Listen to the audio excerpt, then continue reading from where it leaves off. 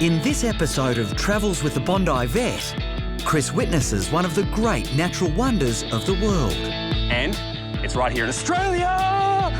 Kicks up his heels in Ireland's music capital.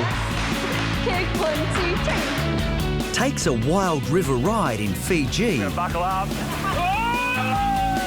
Feels the earth move in Las Vegas. This is like playing in the world's biggest sandbox. And road tests an amazing holiday destination. You do not want to get stuck out here.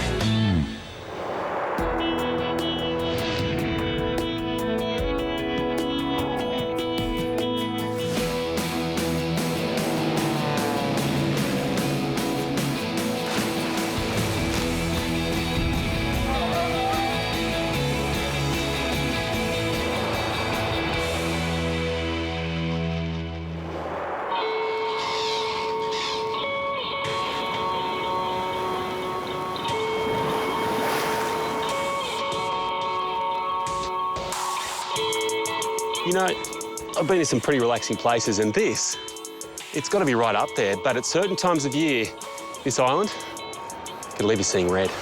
And red, and red, and red. I'm on Christmas Island, a small speck in the Indian Ocean over 2,000 kilometres northwest of Perth. It's a great place to kick back, play golf, or witness one of the most amazing animal migrations in the world. So this time of year, they're just moving right across the fairway. Right across. Another week or so and this will be red carpet. Do they ever take you, Paul? Yeah, they do. Sometimes they just collect it and either take it towards the hole, which is a good thing, or away from the hole, back to their hole. Golf etiquette aside, you'd think the locals would see them as a nuisance, but they actually get on quite well. All the hazards here, haven't you? I have. You guys really respect them and try to look after them during the game. They were here before us, and the numbers have greatly diminished over the years, and yeah, you have to. Everybody has to be a conservationist. Yeah. For most of the year, these red land crabs live in the forest high in the heart of the island. But when it comes time to breed, they head to the beach, en masse. They're actually incredibly hard to see in amongst the leaves and the shadows, and I'm doing my best to weave around them. It's only when they move that I can tell where they are. And when avoiding the crabs isn't possible, the locals have, well, an interesting solution. It looks like the crabs have now got so thick up ahead, this car, the guys inside are getting out with rakes to try to clear a path for us to get through. I'm headed to where this migration all begins. And it's not until you're on foot that you really start to appreciate their numbers. Oh, wow. So this is what makes this event so incredible. This road is just thick with crabs. You've really got to be careful not to step on any of them. You know, for some people, this would be heaven, but I'm sure for others with all these legs around, this is the definition of hell. One thing is for sure, though, they know the way to the beach. And it's not a short journey either. These cute crustaceans have to trek a whole 5 kilometres sideways just to get there. If it looks like these crabs are limbering up for something special, then you're right. They're about to embark on a journey through a forest, through grasslands, across highways, houses, with the eventual goal of getting to the beach. But it's not going to be easy.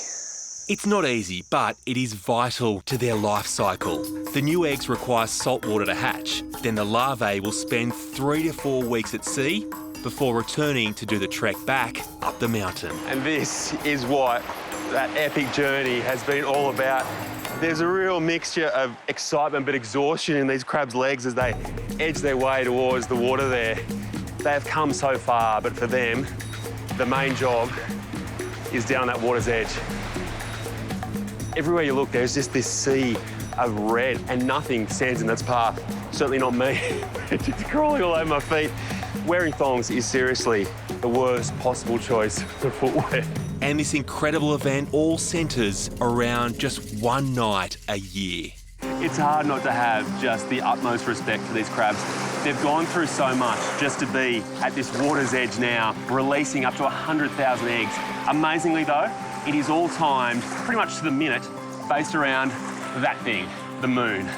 In terms of bravery, of overcoming extremes of temperature, extremes of terrain, what these Christmas Island crabs do on this migration, it makes our journey as people all the way to Christmas Island seem kind of insignificant. It is well worth the trip.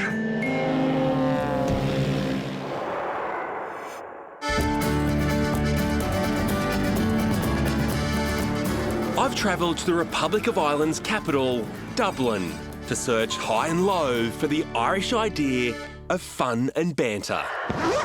And I'm continuing my search for an Irish good time with my local guide, Brian. Now, Brian and I are moving the search to Temple Bar, which isn't actually a bar. It's the entertainment hub of Dublin. Wow, you can really feel the atmosphere here, can't you? Yeah, you can, can't you? I'm a little bit hungry, though. Can we do something about that? Well, just keep walking, walk this way for some traditional Irish fare, Boxty. Gallagher's Boxty has been a Temple Bar institution for more than 25 years. Chef Porrick Ogue opened a restaurant to bring his favourite Irish food to the people, namely potatoes. So what is Boxty? It's a type of potato bread. And the secret here with this is when you're grating, to stop when you see red. The Boxty has been a staple since the 18th century, back when the Irish discovered their love for potatoes. Well, you know, it was the first vegetable grown in space. Yeah. Can I give you another potato fun fact? Yes. So if you get a potato and rub it on the inside of your swimming goggles, Yeah. you'll never, ever fog up. Really? Yeah. Save your windscreen wipers breaking your car. Yeah. Get a potato, rub your windscreen. No need for windscreen wipers. While the Boxty is traditional, Porrick Ogue's version comes with a twist. He tops it off with local goat's cheese and caviar. Oh, wow. Is it good? Well, it's kind of sweet, but also salty, and the potatoes really make it quite creamy as well. The humble spud, huh? There's nothing humble about Irish spuds. Possibly the only thing more Irish than the spud is a black stout that's brewed here in Dublin. This is my local, Stag's Head. The Stag's Head is a local institution. It's been serving a few cold ones to the locals since 1894. But I'm heading upstairs for some dance lessons. Traditional Irish dancing has been around for centuries, and it's clear that Ruth and Erin are experts. Hello, how are you? How are you? Good. Are you ready for your lesson? What could possibly go wrong? Do you mind if I just... No, go ahead. Okay, so we're going to start with the 1, 2, 3. So Okay. you'll start on your right foot and you're going to go 1, 2, 3, kick. Every weekend, Ruth and Erin teach novices just like me the 1, 2, 3 as part of the Irish dance party. And I've got to say, their patience and moral support is commendable. Kick, yeah. Kick 1, 2, 3. So it's time to take it up a notch.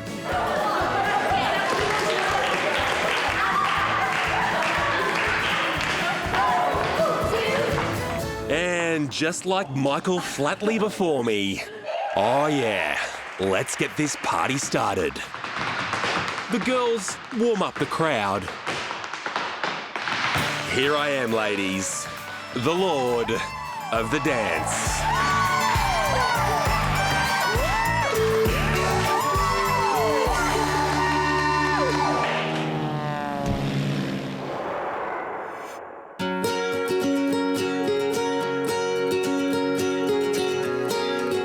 Fiji is a place with some of the most beautiful beaches in the world. And while there's plenty to do in the ocean, today I'm doing a water activity of a different kind. I've flown with Fiji Airways to the island of Viti Levu and are heading inland to the Upper Navua River in search of an amazing waterfall. Most people come to Fiji to sit by some water and relax. Well, here, you get the water. Not sure about the relaxing. Oh! There is seemingly water sprouting out from the earth from every direction here. Look at this waterfall. Incredible. During the wet season, there can be up to 70 waterfalls in this area. We're going straight into rock though, Moses. And the best way to see them up close is to grab a paddle and get rowing.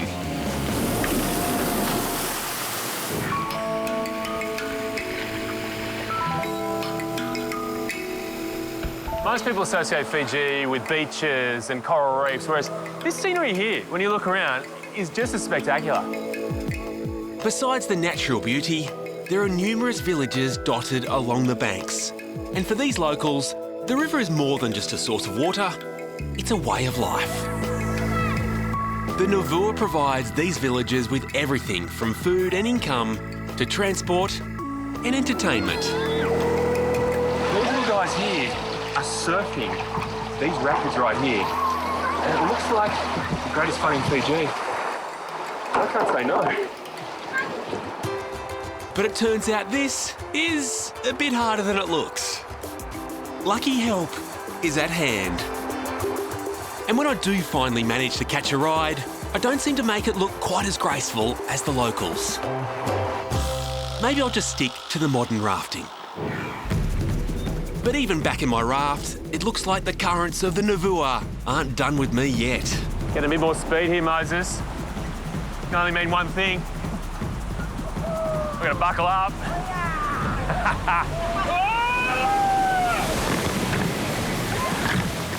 Paddle, Chris, paddle, paddle! I'm trying, Moses, I'm trying! I'm really trying! Oh! Wonderful! Means that's awesome. Well, after being shaken and stirred, we're headed to our final destination. If you think the waterfalls we've seen so far are impressive, There's a big set of falls. That's a huge waterfall. Yeah. Try to go inside there and feel the water. You want me to go in there? Go in there, Chris. Really? Go ahead. You have to go to the waterfall. it really doesn't look like he's going to take a no for an answer. Well, at least I'm not the only one in line for a wash. Although I am seeing a lot of people going in, not many coming out.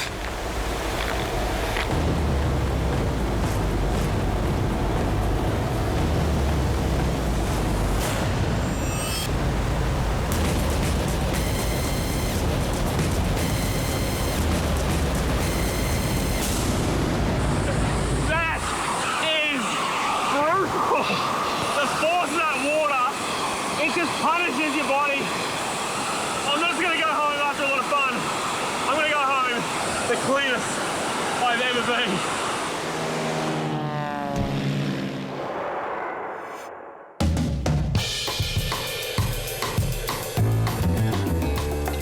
Hello.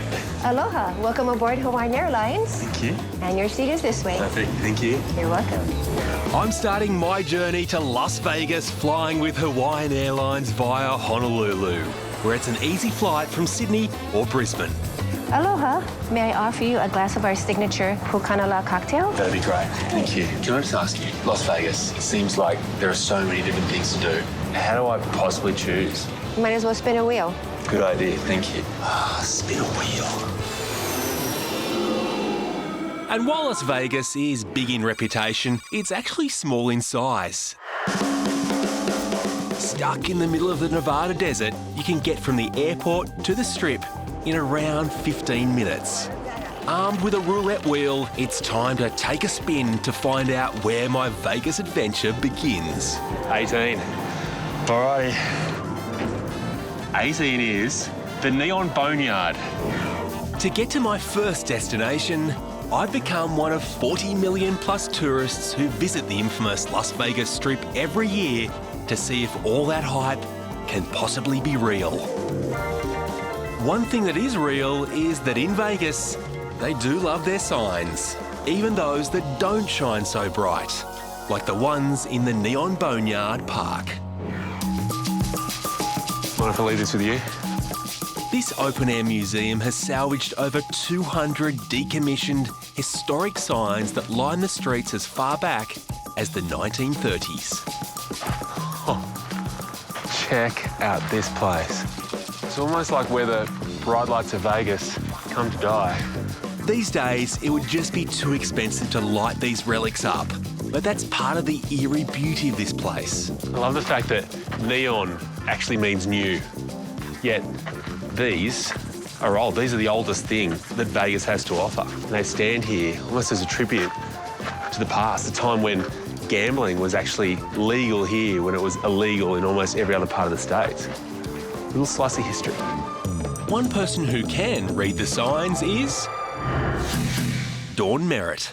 So you obviously know a lot about these signs. You come here and you get a history lesson on Las Vegas. We start back here with the 1905 Golden Nugget sign, with the founding of Las Vegas, and then we move through the history of how we were becoming a nation of people that were on the road, Route 66, so people needed huge signs to draw you in and get you to come to their place to stay or eat. This is the Stardust, and it was inspired by the atomic age and what was happening in the world at the time. In fact, Las Vegas was being marketed as an atomic destination because you could come here and you could see mushroom clouds from the Nevada test site, and then you could have a cocktail. Talk about a hot spot, but not really a great draw card. After being enlightened about Sin City's unique history, it's time to spin the wheel and see where I'm off to next. Have you ever passed a construction site and thought, man, I would love to do that? Well, only in Vegas. In the shadow of the Strip is Dig This, the world's only heavy equipment playground where you can get behind the controls of some heavy earth-moving equipment. An idea conceived by Kiwi Ed Mum. Mate, you're going to tear up 5 acres of prime real estate here in Las Vegas. Using that. You'll handle it. Let's go. All right. All right. We're doing it. Righto, mate. Start her up. I want you to spin around to the left, a full revolution.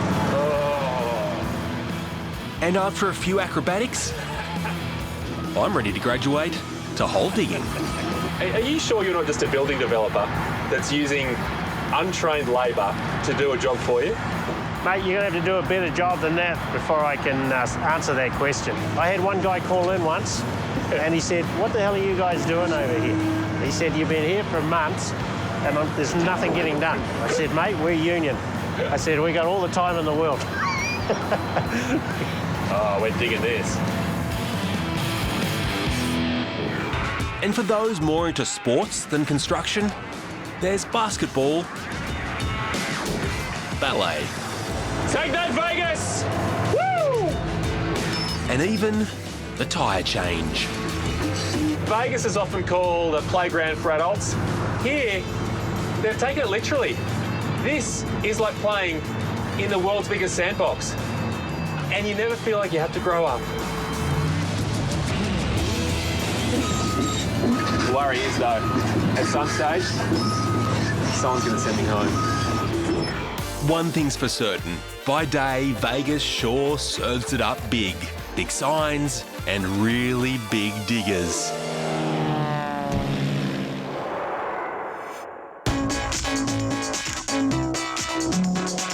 Dubai is a city you have to see to believe. But I've travelled 45 minutes out of town to the Dubai Desert Conservation Reserve. And I'm staying at the Al Mahar Resort, a lone diamond that reminds you that despite the domineering landscape, civilization isn't that far away. But I'm far from the first person out here. This desert has been home to the Bedouin people for generations. And a man who knows more about them than a camel knows about spitting is Brian Goodman. You hear a lot of stories about the Bedouin people around here. How long ago were they on camels moving through these areas? Thousands of years, eh? They've used falcons to hunt, they've used everything off the land, all sorts of other indigenous plantation. There's not a lot, but anything they found, they would find a use for it. Alongside the desert folk, this area used to be home to many native animals, including the oryx that were hunted to the point of extinction. Dubai is all about big things. Yeah. Those horns are extraordinary. Out here, it's not only the indigenous Bedouin people who would hunt them, it was also Arabic lion, Arabic leopard, cheetah. So the horns were their main defense. And also the males need them to fight. So there's one chief in this village, and if you want to mate with any of his females, you're going to have to fight for dominance. Probably okay for now. Out here, it's clearly survival of the fittest and the fastest.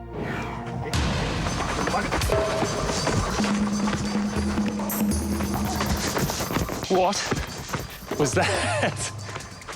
This little guy, yeah. Our newfound friend is the yellow-spotted agama, who shares a common trait with the chameleon. Incredible, really, really beautiful jewel colours. Got a little work. Wow, he's actually changing colour right now. Yeah, he's going a much darker shade of blue.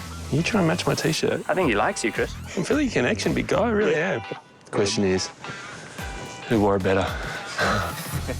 It's great to get up close and personal on foot, but to really experience the vast scale of these rolling dunes, I'm going to need a little more speed. You've heard of off-road driving. This is no road driving because you can't really go anywhere. It's 2.3 million square kilometres in the Arabian desert. This is definitely the way to see it, but you do not want to get stuck out here. As great as this is, it's clearly not the way the ancient Bedouin travelled. So next, I'm hopping on a more traditional mode of transport. Well, more or less. Final challenge. Chris, have you ever done this sandboarding? You're shaking my hand as if this is goodbye. It's like we're on the crest of a 50-foot wave right now. I've taken on bigger waves than this. Kind of. Okay, maybe not.